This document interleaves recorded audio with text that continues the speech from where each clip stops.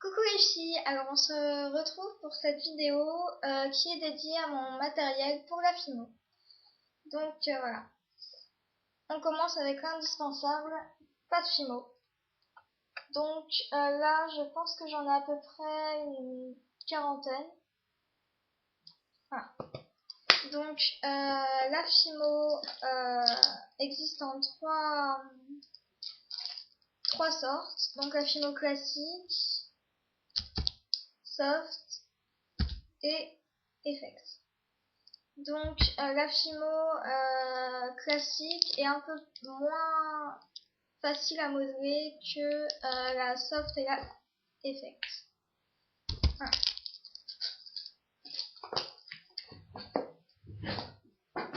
Ensuite, des petits moules en pâte Oyumaru verte. Donc voilà, la pâte Oyumaru. Donc là il n'y en a plus puisque je l'ai utilisé pour les moules. Donc je ferai un petit tuto pour comment s'en servir. Donc cette pâte vous pouvez la retrouver dans ma première vidéo, ma commande chez la petite épicerie.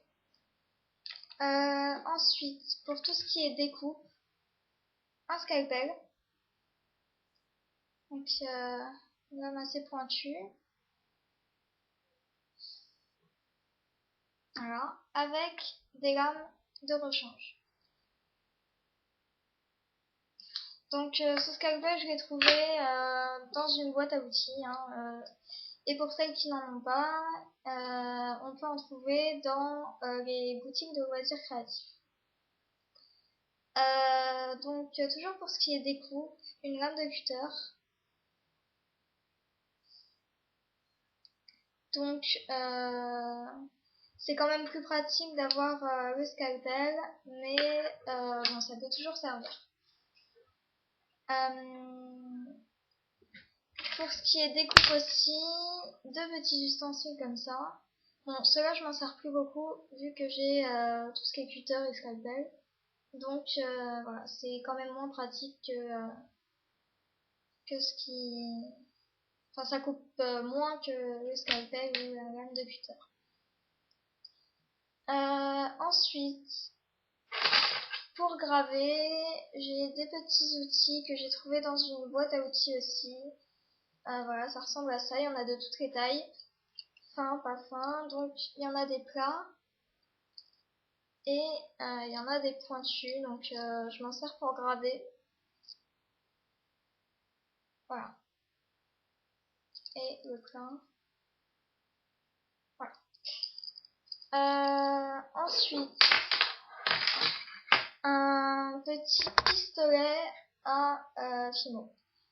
Donc avec plusieurs petits embouts. Donc je crois qu'il y en a 22 à peu près. Donc voilà, c'est petit. Ça se vise dessus.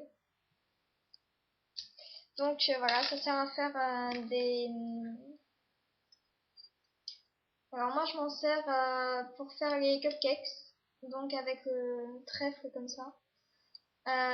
Et de la Fimo, soit colorée soit blanche pour faire la chantilly sur mes cupcakes. Parce que pour l'instant j'ai pas encore de fausse chantilly qui sèche avec. Ensuite, des petits supports de porte-clés. Donc que j'achète chez Cultura. Donc c'est des paquets de 10. Sinon j'en ai des comme ça que j'ai trouvé tout simplement sur mes porte-clés. Donc des porte-clés dont je me servais plus, je les ai démontés et j'ai récupéré les supports. Ensuite, des cannes. Donc une canne, on voit pas très bien, rouge et blanche. Alors j'ai pas encore trouvé ce que ça représentait, mais je trouvais ça assez joli. Voilà. Une canne papillon. Alors excusez-moi, il fait pas beau donc il n'y a pas beaucoup de lumière. On voit pas très bien, mais bon, c'est un papillon. et des cannes que j'ai déjà coupées, donc que j'ai rangées dans ces petites fioles.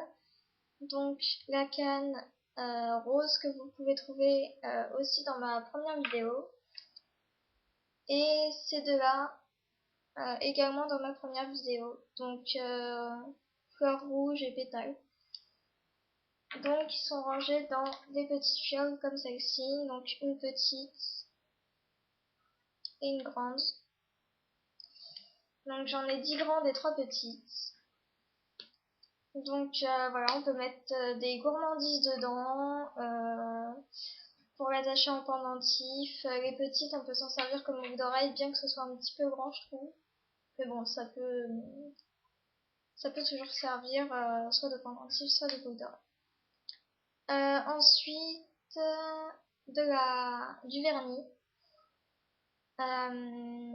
en petit flacon comme ça. Donc il est distribué, on va dire, par un espèce de petit stylo au bout. Donc voilà, il y a un trou et le vernis sort. Il est un peu moins pratique que le pot. Donc il en existe carrément en pot. Donc il est moins pratique parce que le pot, on peut carrément tremper sa créa et la laisser sécher. Donc voilà. Alors que celui-là, on est obligé de... Moi, je le prends sur le doigt pour bien l'étaler en couche homogène. Parce que c'est pas... Voilà. C'est pas très pratique. Ensuite, du fil de fer. Donc, je m'en sers quand j'ai plus de clous ou de pitons. Donc, avec les pinces, je me fabrique des clous et des pitons. Voilà, donc les pinces, je les ai achetées chez Cultura. Donc une pince plate, une pince coupante, pardon, et une pince ronde. Donc dans un petit coffret avec un couvercle que j'ai pas là. Donc voilà, c'est de taille normale. Ensuite, de la petite vaisselle que vous pouvez également trouver dans ma première vidéo. Donc de petites tasses, un verre à soda, des petites assiettes, cuillères, fourchettes, tout ça. Donc voilà, c'est pour mettre des petites créations dessus. Voilà. Ensuite, tout ce qui est support, donc support de boucles d'oreilles pendantes. Donc là, il y en a 10 paires. Support de boucles d'oreilles normales, donc pas pendantes, que j'achète chez Cultura. Mais ils en ont aussi là où j'ai acheté celle-ci, donc c'est sur internet, sur les sites La Petite Épicerie, et voilà, c'est moins cher. Ensuite, de la chaîne, voilà, qui peut servir dans certaines créations, voilà. Donc c'est des mailles très très fines. Donc celle-ci elle s'ouvre pas, il faut la couper avec soit une pince soit un ciseau. Donc voilà. Ensuite du fond de teint dont je me sers pour toutes mes créations, pâtisserie, gourmandise, tout ça. Donc celui-là il est liquide, c'est moins pratique que du blush en poudre ou voilà, tout ça. Mais bon, pour des débuts, c'est pas mal. Ensuite, une lame pour découper les cannes. Donc, ça coupe pas mal, parce que je me suis coupé la main en défaisant le papier, justement, pour pas se couper. Et bon, voilà, quand j'ai enlevé, je me suis...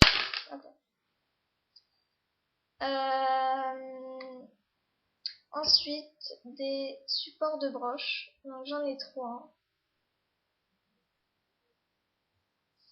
Donc, voilà, pour coller des créations, tout ça. Des supports de barrettes. Donc on peut coller ici des créations aussi. Ensuite, très utile, des lingettes. Donc des lingettes normales hein, pour nettoyer le plan de travail, les ustensiles et ses mains parce que certaines pâtes Fimo déteignent.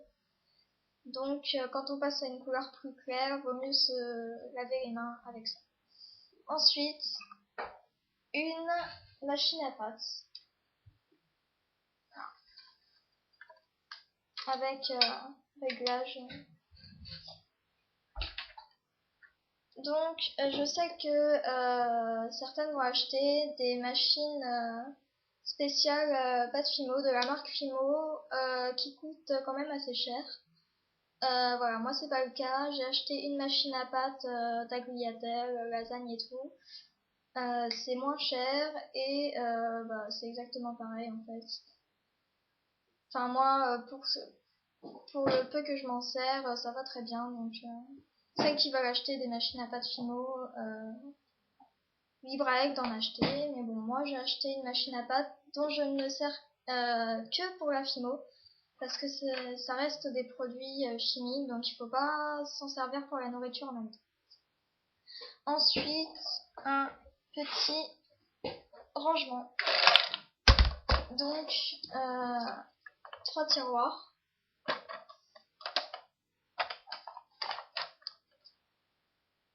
Voilà. C'est des tiroirs simples, hein, transparents. Voilà. Qu'est-ce que j'ai oublié? Voilà, des petits gabarits pour les bagues. Donc, que j'ai trouvé dans un catalogue de bijoux. Donc, voilà, je m'en sers pour les tailles des bagues parce que, voilà,